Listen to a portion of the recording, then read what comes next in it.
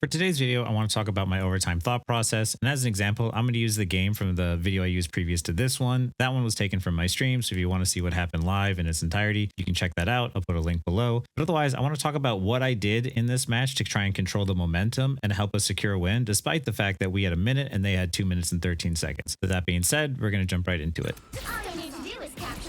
First and foremost, what I'm trying to do is just scout the enemy's team composition and their positioning.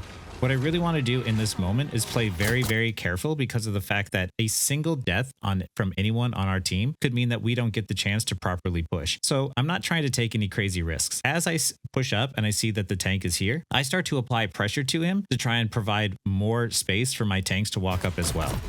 And as my tanks start to push up and I see them taking space, I start to push up as well. Remember, as a DPS, your positioning is dictated not just by the enemy's positioning, but by your teammates' positioning. As my tanks can start to take space, I can take space more safely. Here, because I take a shot, I play safe and I stand behind cover and I stand still waiting for my heals. I get them, so I start pushing forward. I think to myself, maybe I can go through the left side and get an off angle and get a flank to try and apply pressure. And as I walk up, I start to see the Bucky. Now, earlier in this game, I had been pulled and hooked into the back by Bucky, and he killed me for it. So here, seeing him again, I'm respecting his space and respecting his ability as a player. And as I start to shoot and apply pressure, I see them use the mag bubble. Knowing that they use the mag bubble, I know that's a very valuable resource now that mag doesn't have, and it was a total waste. Bucky didn't need it there. So I think to myself, I'm going to relocate up here to this position to get an off angle. As soon as I get up on this off angle and I see the mag there and I know that he doesn't have bubble, I start to apply as much pressure and as much damage as possible to get him to back up. He backs up and Doctor Strange shields him out, of course, to try and keep him alive, which was the right play. But because of the fact that he's so low right now and my team has got so much health, by making such a crucial mistake, they're forced to back up and give up more space. And now, knowing that, I want to apply as much pressure as possible. I've talked before about how when your team takes too much damage, you want to get back behind cover and stabilize very quickly so that way you can have a good fight. But knowing that they're trying to stabilize in this moment, I am trying to apply as much pressure as possible while also shortening my cooldowns. So that way I can look for an opening to try and make a play. On offense, what you need to do is take a risk to try and secure a kill. Inherently, it's going to be much more dangerous for me to make a play, but it's needed in order to try and contest the point. What the defensive team wants to do is not lose anybody and just hold the point until the clock runs out as quickly as possible. So here, after applying much pressure and Doctor Strange getting webbed by the Penny, which was a really good play by her part, I apply more pressure to him, so it forces Meg and Strange to back up now. And because they are able to back up, my Doctor Strange walks forward. He starts applying pressure to the Hawkeye, who I see now in the open with no cover, and I'm applying as much pressure as I can with the help of Doctor Strange. Using my abilities, I dashed through and up to try and help secure the kill. Luckily, Doctor Strange ended up securing it. And now I'm safely behind them with us having a pick. Us being in the numbers advantage here of a 6v5 means that if we play this right and we play this slow, we should just overpower them through sheer force. I grab the health pack so I can get back into the fight quicker, and now we have a pincer effect. My team is pushing them and forcing them to back up, and I am pincering from the other side, pushing them back into my team. This is going to cause a lot of pressure where they're going to try and retreat. They're going to find some other place to find cover, or they're going to try and make a mistake. Here, applying pressure to the Bucky, he gets low, and he feels the need to make a play with his ultimate, so he uses it right away. And here I'm applying pressure to Luna, and once she gets back into here, she thinks it's safe, and once she sees that I'm here, she walks back out into my team. Because of the fact my team and I forced Bucky into the position to make the mistake, he ended up paying the price for it, and Luna's there not to heal him. So pushing her back into my team, still a 5v4 in our favor because we ended up losing Luna. We still need to just play it slow, but as soon as we just get a little bit more pressure on them, eventually we should just win due to the numbers advantage.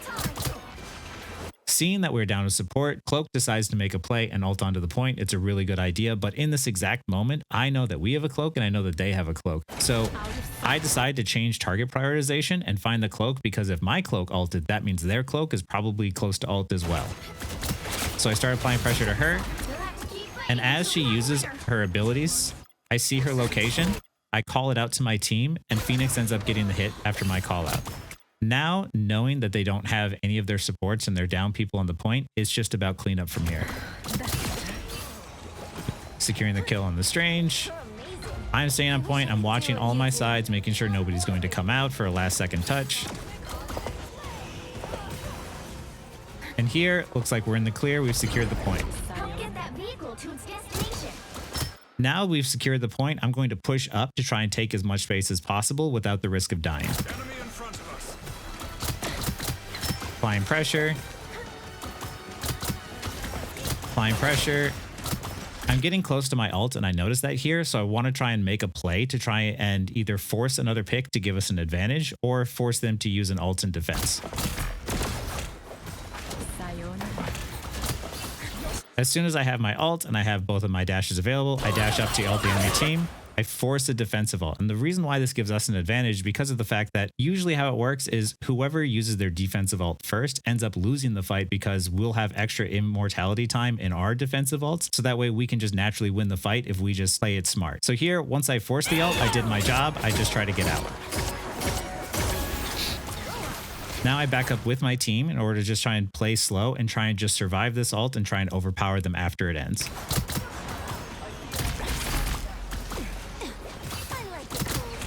Applying pressure. Our Luna decides to ult.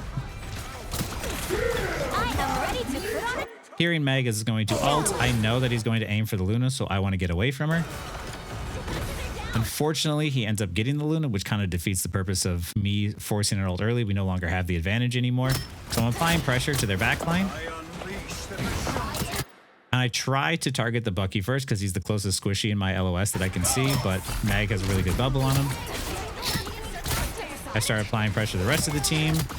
And in this moment, I made a mistake. Previous to this, I was up top applying pressure, and that was a safe spot for me to be in. Once I jumped down next to my team, that's where I messed up by being so close to the danger. If I wasn't standing next to my team and I was continuously taking off angles around them and around the enemy, I would have stayed safe. But because I hopped down, I ended up getting Strange ult with them.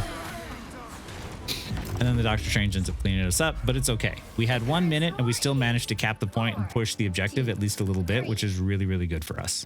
Now here on defense, my goal is mostly just to control the space as much as possible and try and make sure that no one on my team gets flanked, make sure that we apply enough pressure from the front. I'm mostly just trying to make sure that none of us die and we apply that pressure and we stay alive. The worst thing that you can have happen on defense is taking an unnecessary risk and causing yourself to die and then lose the point because you were the first to die. So here, I'm just going to wait until I figure out where the enemy team is going to come from. I'm watching the right side. I have my Meg up there up top watching the left.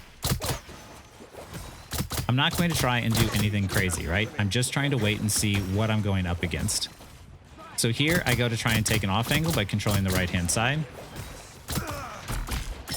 I'm seeing them walk up and I hear my friend call out that there's somebody to the left. Hearing that, I know that my tanks are controlling the space on the front. It's my job as the DPS to go and investigate who's coming up from that side because it's probably another DPS.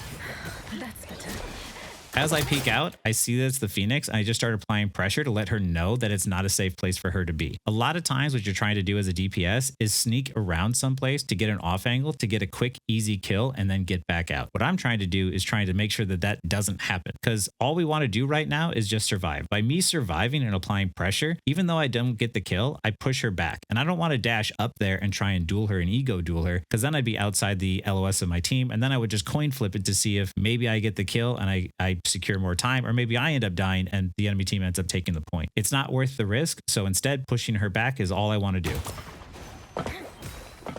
As she pushes back, I go back to looking back at the front of the team, and once I see that she's here and I can now verify that she's not on the left side anymore, I can keep applying pressure with my team. I don't want to stand directly next to my team because if they're shooting at the tanks, they're probably going to hit me. I'm trying to stand over here on a different angle near cover so that way I can apply pressure but also be safe.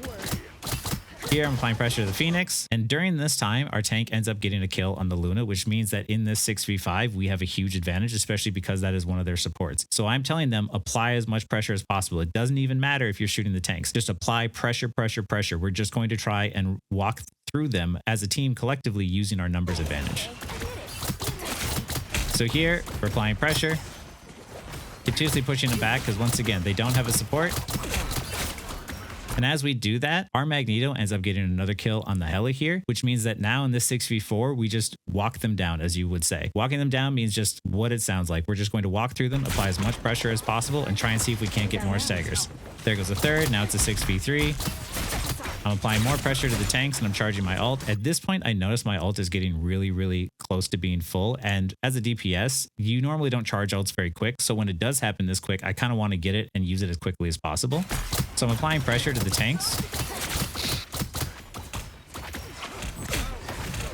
And And the moment I have it full here, I immediately want to pop it. Now, like I was saying before, the team that usually wins is the team that uses the defensive ult last. So right here in this moment, what I wanted to do was either get a kill and continue their staggers to run the clock out even longer. Or in this case, I pulled out a very valuable ult from them that they use to try and keep themselves in the fight because they've already recognized they've lost a minute of time. But that puts my team at an advantage still because now they use their defensive ult at a really terrible time.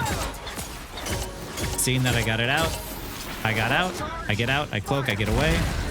And because we forced them to use it in a really bad spot, it left Cloak and Dagger out in the open, which meant that it was an easy kill for my Iron Man to clean up. Only 60 seconds left. Right here, what they should have done was backed up and waited for their Cloak and Dagger to have a full fight as 6. But instead of doing that, after applying pressure, they continue to walk forward. I am ready to put... And then Luna ends up ulting. But the problem is Cloak is still coming back from spawn, as you can see here. So even though this ult will allow them to walk forward and take space, if they don't kill someone, they don't get a pick in this time, it'll be a complete waste. So here I'm applying pressure, and the first thing I'm going to try and do is just get rid of Luna's overshield, so that way Mag has an easier time if he's trying to hit her. I back up to give up space, and I keep shooting her, because even if it's a little bit of damage, everybody should be trying to shoot the target that Magneto's trying to kill all at once, so that way we at least hopefully try and secure the kill on her.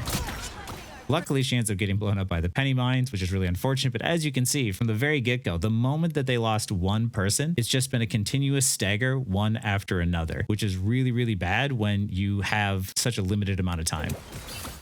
So here, I just keep applying pressure because now they don't have any defensive ults. We get a kill on another one. Strange dies. I believe he walked forward to die because of the fact that he needed to portal back. So walking back wasn't going to cut it. So killing himself and walking onto the point is the best bet. So now they're all backing up. And we know what they're backing up for. They're backing up in order to portal. Knowing that they're going to portal, I then start to go back to the point to reposition to where I believe they're going to end up. But I'm always hugging this wall. I'm trying to be very mindful until I figure out where they're coming from. Seeing that they're coming from up here, obviously, I'm using this as a blind spot. I'm applying pressure to the team while I walk forward. Now I get a good off angle on the back because they don't see me here. And now because of the fact that after that very first pick, we were just constantly applying pressure and forcing them to make really bad decisions, when if they just would have played patiently, backed up and regrouped, they might have actually had a chance to take the point. But because of the fact that they just kept continuously making mistake after mistake after mistake, that's what causes them to get into the position here. Now, because Mag was in the air and Hella was in the air, no one was there to touch the point.